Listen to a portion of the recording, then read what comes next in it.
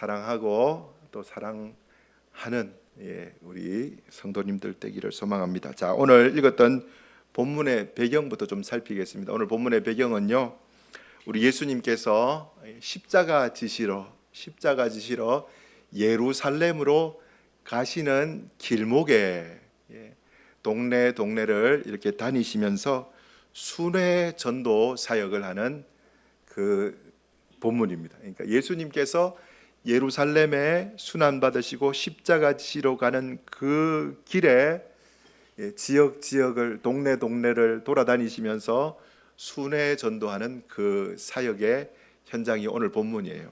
누가복음이 이제 전체적으로 이렇게 나눠서 보면 9장부터 시작해서 19장까지가 예수님께서 이제 순환 받으러 예루살렘으로 가시겠다 이렇게 결심하시고 순회 전도하는 마을마다 지역마다 다니시면서 순회 전도하는 그 사역을 하는 내용이 9장부터 19장까지 기록되어 있습니다.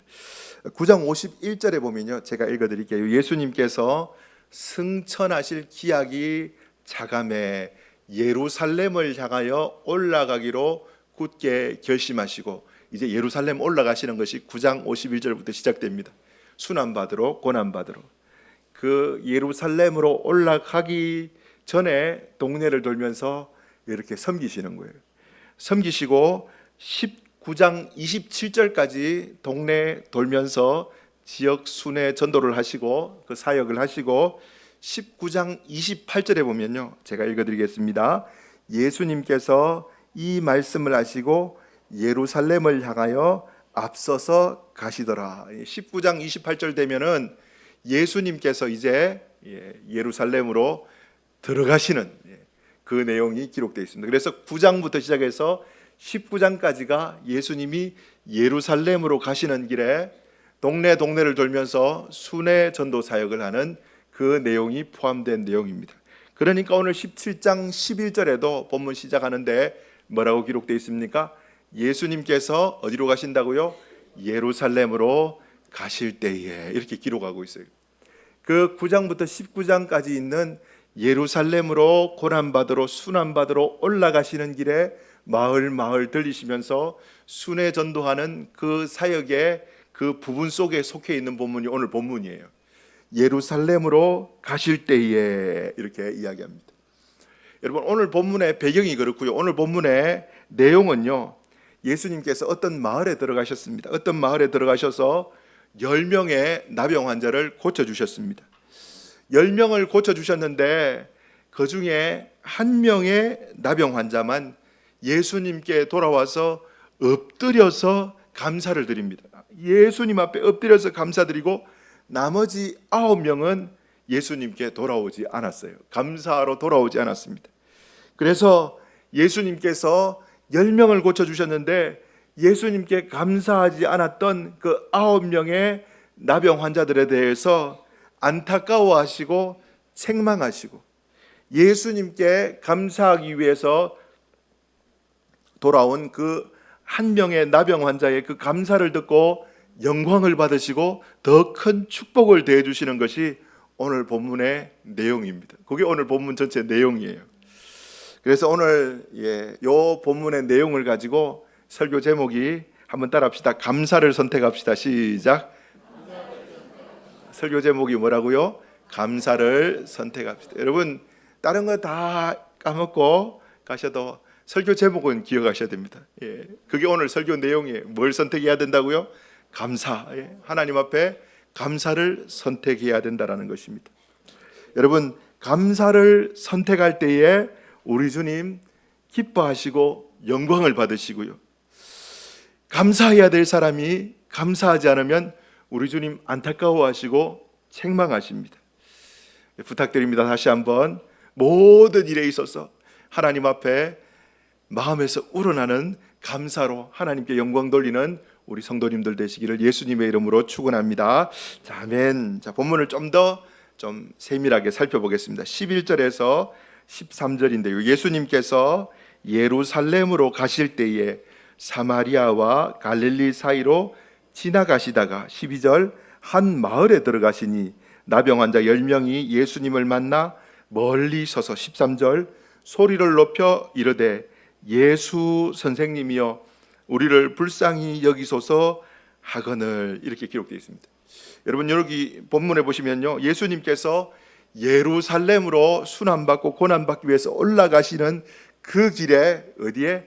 사마리아와 갈릴리 사이로 가셨다고 합니다. 이거 중요합니다. 여러분, 어디에? 사마리아와 갈릴리 사이로 가셨어요.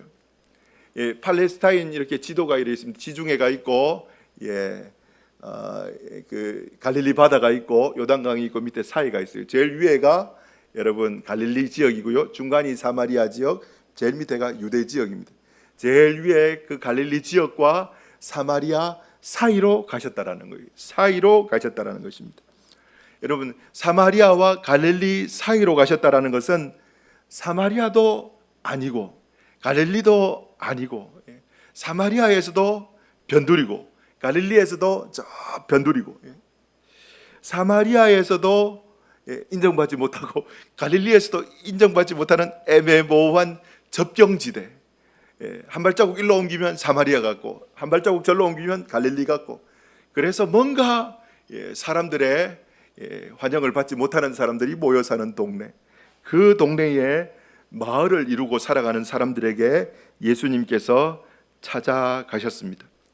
그 마을이 어떤 동네냐 하니까 나병 환자들이 모여서 사마리아인들에게도 인정받지 못하고 대접받지 못하고, 갈릴리 사람들에게도 인정받지 못하고 대접받지 못해서 거기에서 떠날 수밖에 없었던, 멀리 떠나서 따로 살 수밖에 없었던 사람들끼리 모여서 만든 그 마을에 예수님께서 찾아가셨다라는 거예요. 12절에 한 마을에 들어가시니 나병 환자의 마을에 들어가셨습니다.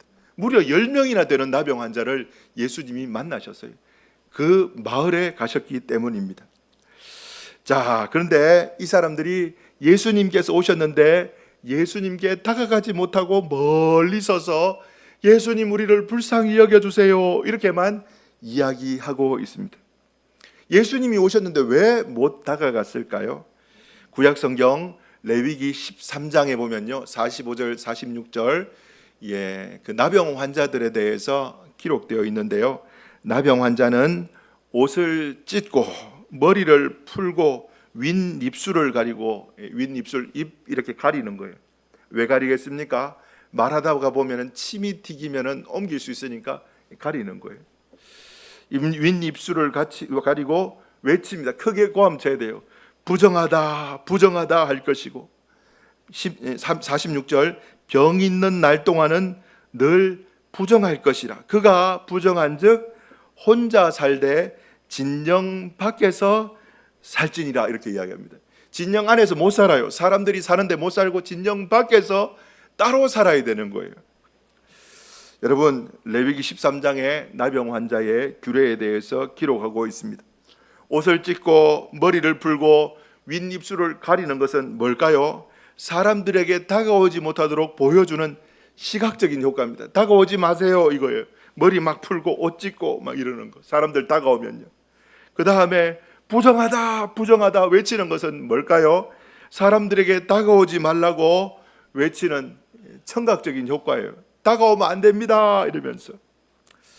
여러분, 나병 환자들을 바라보는 하나님의 선민이란 유대인들은요, 저 나병 환자는 하나님께 저주받은, 천벌받은 사람들이라고 죄인들로 취급했습니다. 아예 하나님 앞에 저주받은 사람들이라고 취급해버렸어요.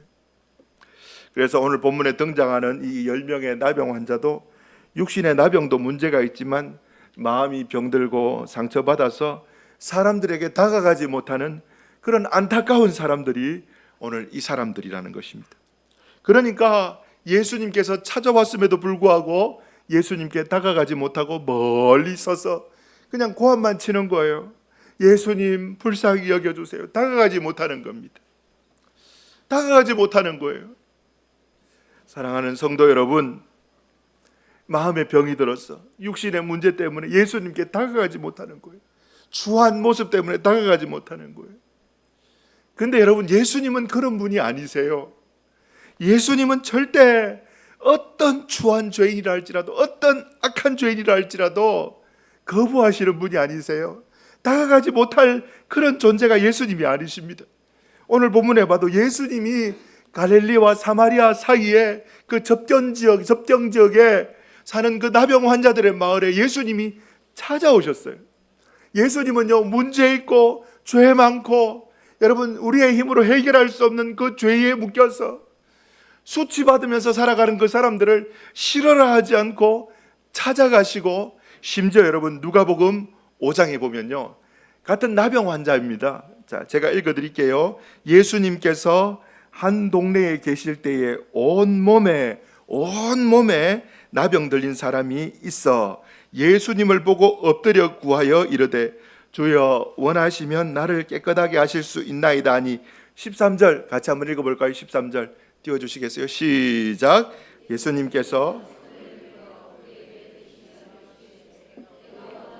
깨끗함을 받으라 하신대.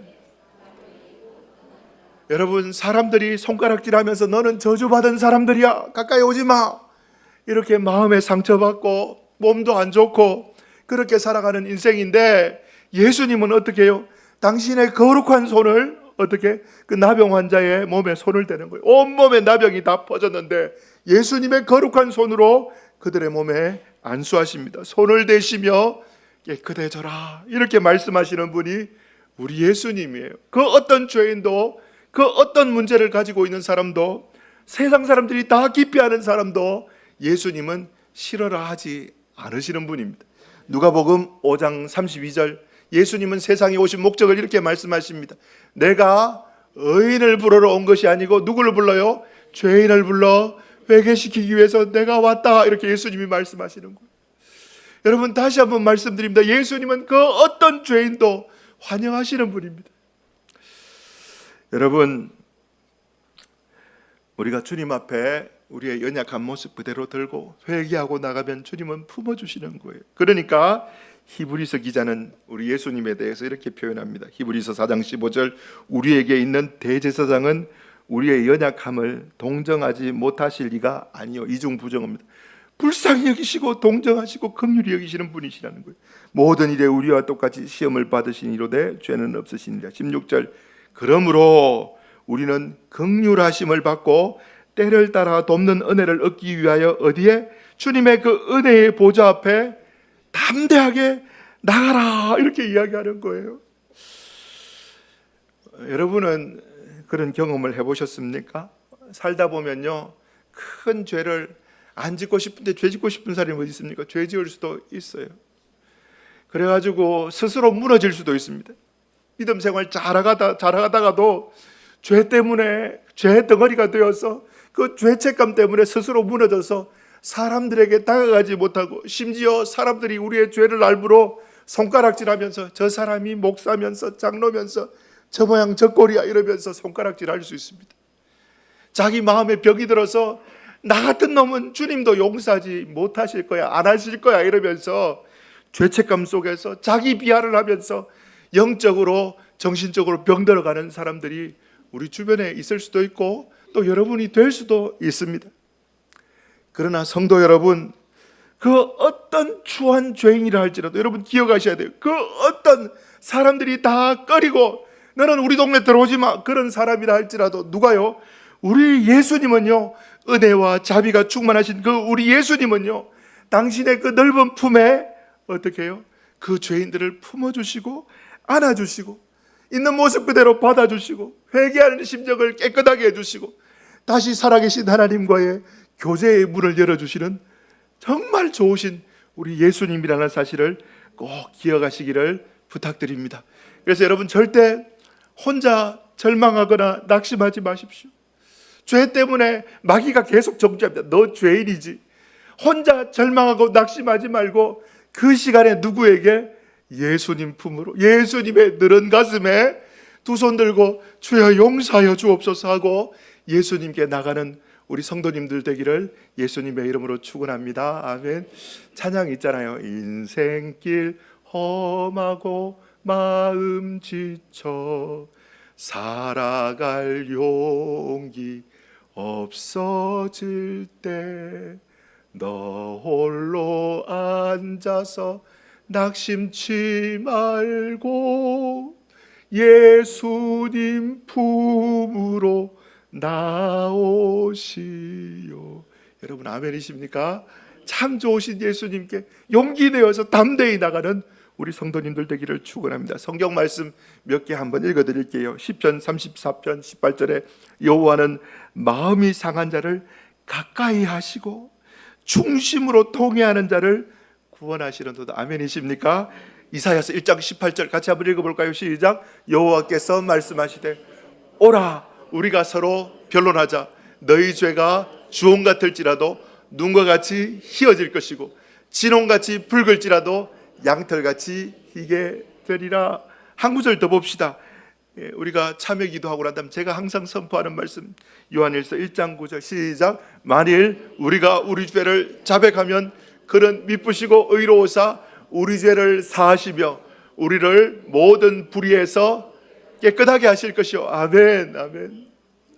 주님의 약속의 말씀 붙잡을 때 사단의 정죄하는 그 소리 귀 기울이지 않아도 됩니다.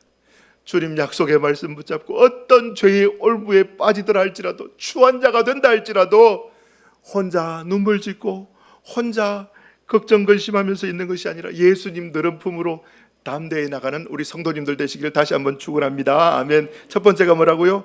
예수님은 그 어떤 죄인이라 할지라도 그 어떤 문제를 가지고 있는 사람이라 할지라도 품어주시는 분이 우리 예수님입니다. 첫 번째입니다. 두 번째, 자 우리 예수님은요 저와 여러분들이 눈에 보이는 환경과 상황 따라 사는 것이 아니라 예수님의 말씀을 믿음으로 붙잡고 살아가기를 원하시는 분이십니다. 두 번째가 뭐라고요?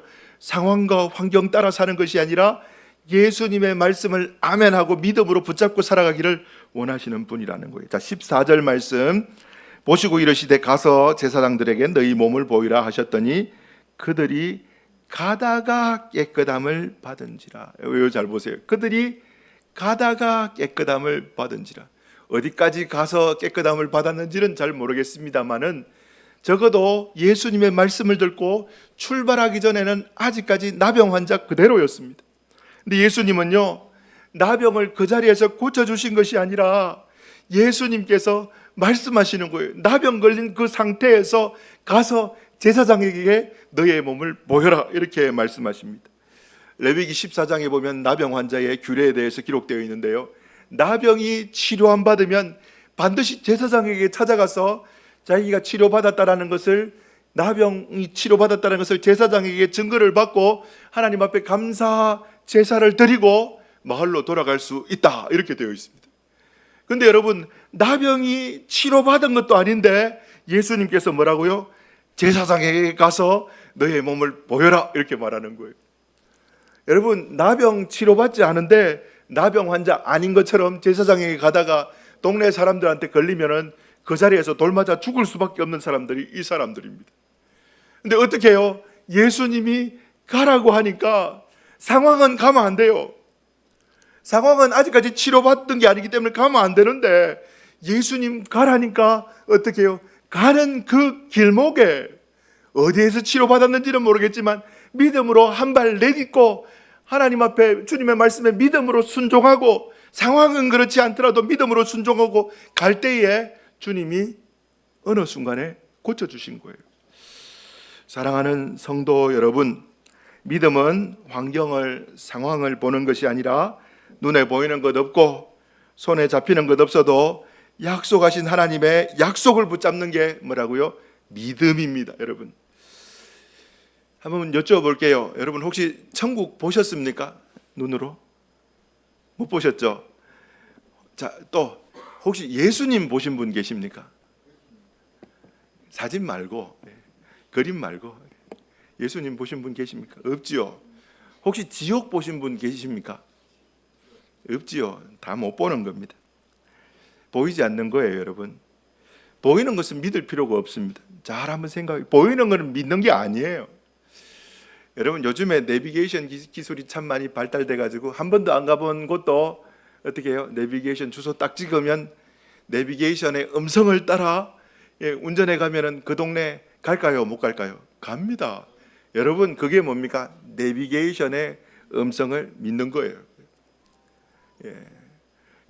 안 가봤는데 한 번도 안 가봤는데 내비게이션이 잘못 인도하는 것도 간혹 있습니다. 간혹 한 번씩 오래된 내비게이션은 딴 데로 자꾸 인도하고요. 또 멍청한 내비게이션은 돌아가는 길을 막 인도할 때도 있고요. 그래도 목적지는 가더라고요. 가보지 않은 곳을 내비게이션 말 듣고 가듯이 믿음이라는 것은요, 보이지 않고 잡히지 않고 들리지 않지만 뭐요? 하나님의 기록된 약속의 말씀을 아멘 하고 붙잡고 그대로 있는 줄 알고 그게 사실인 줄 알고 인정하고 걸어가는 것이 뭐요? 믿음이라는 것입니다. 여러분, 로마서 4장 18절 아브라함의 모습인데 한번 읽어봅시다. 시작. 아브라함이 이는 내 후손이 이가 되리라 하신 말씀대로 많은 민족의 조상이. 아브라함이 바랄 수 없는 중에 바라고 믿었어요. 내 자손이 하늘의 별과 같이 많으리라. 애 하나도 없는데 바랄 수 없는 그때에 바라고 믿었어요. 하나님이 말씀하셨기 때문에. 그게 믿음입니다, 여러분. 어떻게 설명해 볼까요? 좀 더 쉽게. 중학교, 고등학교 학교 다닐 때 중학교 다니는데 반에서 계속 막 뒤에서 막 1, 2등 해. 그런데 하나님이 꿈에 나타나셔서 너 이번에 전교 1등 한다. 여러분, 저는 좀 지나치게 이야기했나요? 제가 볼 때는 아브라함하고 비슷할 것 같아요. 애 하나도 없는데 너의 자손이 저 하늘의 별과 같이 바다의 모래같이 많아지리라. 아멘 했더니 바랄 수 없는 곳에 바라는 게 믿음이라는 거예요. 바꿔 말하면 환경 따라 상황 따라 여러분 논리적으로 따져서 이건 되는 거야 이렇게 해서 선택해서 가는 것이 아니라 어떻게 해요? 하나님의 말씀에 가라 하면 가는 게 그게 믿음이에요, 여러분. 부탁드립니다. 우리 주님 말씀하실 때에 눈에 보이는 것 없고 손에 잡히는 것 없어도 믿음으로 아멘하고 여러분 순종하며 걸어가는 우리 성도님들 되시기를 예수님의 이름으로 축원합니다. 아멘. 그걸 주님이 원하시는 거예요. 상황 보고 주판 튕구고 이게 아니라 주님이 하자 이러면은 아멘 이러고 가는 거예요, 여러분. 그걸 주님이 기뻐하시는 겁니다. 자, 마지막 세 번째로, 자, 우리 하나님을 영화롭게 하는 것을 우리 주님은 원하십니다. 우리가 하나님을 영화롭게 하는 것을, 영광 돌리는 것을 하나님이 원하시는 거예요. 15절 16절에 보면 그 중에 한 사람이 자기가 낳은 것을 보고 큰 소리로 하나님께 영광을 돌리며 돌아와 16절 예수님의 발 아래에 엎드려 감사하니 그는 사마리아 사람이라. 10명이 고침받았는데 오직 사마리아 사람 한 사람만, 나머지 9명은 안 돌아오고 사마리아 사람 한 사람만 하나님 앞에 감사하기 위해서 영광 돌리고 예수님께 나와서 엎드려서 감사하고 있습니다. 예수님께 나와서 엎드려서 감사하는 그 모습을 18절에 예수님은 뭐라고 말씀하시느냐. 자, 18절 말씀. 이 이방인 외에는 하나님께 영광을 돌리러 돌아온 자가 없느냐. 여러분, 엎드려서 하나님 앞에 감사하는 이 사마리아인의 행동을 보고 예수님은 뭐라고 말합니까? 하나님께 영광 돌리는 거라 이야기합니다, 여러분. 하나님께 영광 돌리는 게 뭐라고요? 예수님 앞에 나와서 엎드려서 여러분 기계적으로 감사하는 게 아니라 마음속에서 우러나는 감사로, 나 같은 나병 환자를 주님께서 고쳐주셨네 이러면서 마음에서 우러나는 감사로 엎드려서 절하면서 정말 감사합니다. 마음에서 우러나는 감사로, 기계적인 감사 말고 우러나는 감사로 감사할 때에 누가? 하나님이 영광을 받으신다라는 것입니다.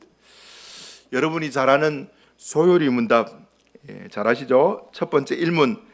자, 문제 보면 사람의 제일 되는 목적이 무엇입니까? 이렇게 첫 단추입니다. 소요리 문답. 자, 답 한번 읽어봅시다. 답 시작. 사람의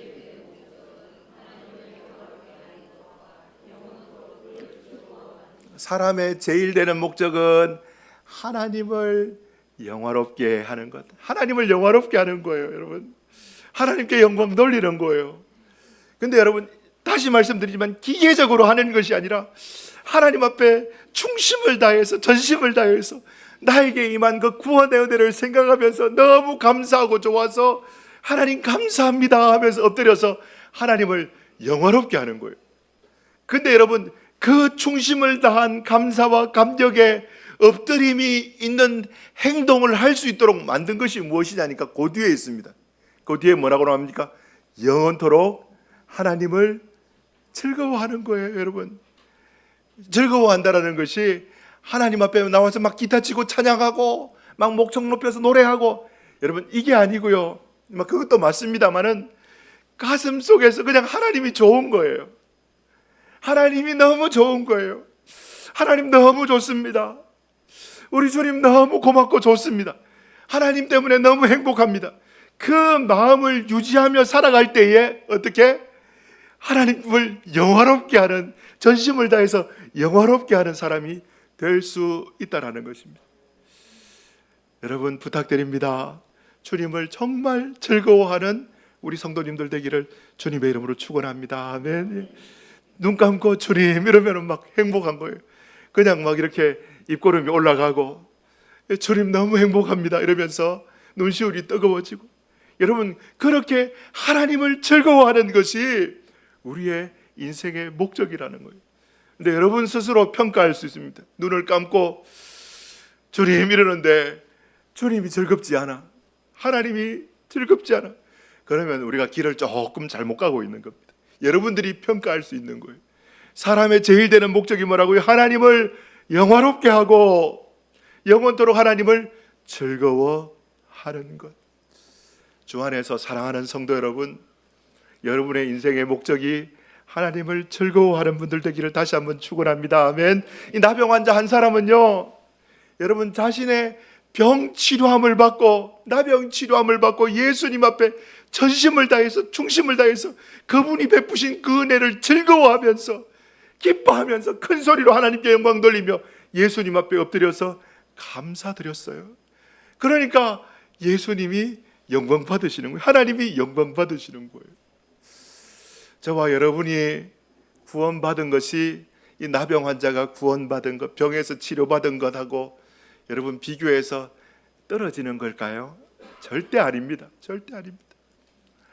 여러분 지옥 가야 마땅할 우리를 위하여서 예수님 십자가 지셨어요. 그런데 알고 보니까 나는 내가 믿어서 예수님 앞에 구원받았는 줄 알았는데, 에베소서 1장 3절 4절에 보면요, 여러분 성경은 우리한테 이렇게 말합니다. 창세전에 그리스도 안에서 우리를 예정하사, 창세전에 내가 태어나기도 전에 예수님 안에서 너는 구원받는 백성이 될 거야 예정하사, 그 구원받기로 작정한 사람을 위하여 구주가 이 땅에 오셔서 십자가 지시고 완전한 구원을 선물로 주신 거예요. 완전한 구원을요, 누구에게? 창세전에 택한 저와 여러분들에게 예수님 앞에 나와서 주님 나 같은 죄인도 용서받을 수 있나요? 이러면서 눈물로 회개하고 주님 때문에 기뻐하고 즐거워하는 여러분들에게 온전한 구원을 선물로 주신 것입니다. 여러분 그거 생각하면요, 여러분 어떻게 감사하지 않을 수가 있습니까? 그거 생각하면 어떻게 가슴이 안 뛸 수가 있습니까? 말씀을 맺도록 하겠습니다. 지금까지 여러분들 살아왔던 삶이 혹시 예수님께 감사하러 나왔던 그 한 사람의 모습입니까? 아니면은 너무 바빠서, 너무 사는 게 힘들어서 9명처럼 너무 바빠가지고 예수님보다 일이 바빠서 딴 데로 갔는 혹시 그런 삶을 살지는 않으셨습니까? 오늘부터 잘 살면 됩니다. 한번 따라합시다. 오늘부터 잘 살면 됩니다. 시작. 자, 앞뒤좌우로 한번 그렇게 축복하며 말합시다. 집사님, 권사님, 장로님, 오늘부터 잘 살면 됩니다. 시작. 말씀을 맺도록 하겠습니다. 이제 2025년도 엊그제 시작한 것 같은데 벌써 반이 지났어요. 다음 주는 7월 첫 주입니다. 여러분 인생 일대에 주님의 그 구원에 대해서 이번 한 주 동안 큰 감사함으로 여러분 눈시울이 다시 뜨거워지고 가슴이 뛰고, 주님 하면 막 가슴이 뛰고, 주님 하면 주님이 너무 즐겁고, 그래서 구원의 감격이 회복되어서 주님 앞에 큰 감사로 나오는 우리 성도님들 되시기를 예수님의 이름으로 축원합니다. 아멘.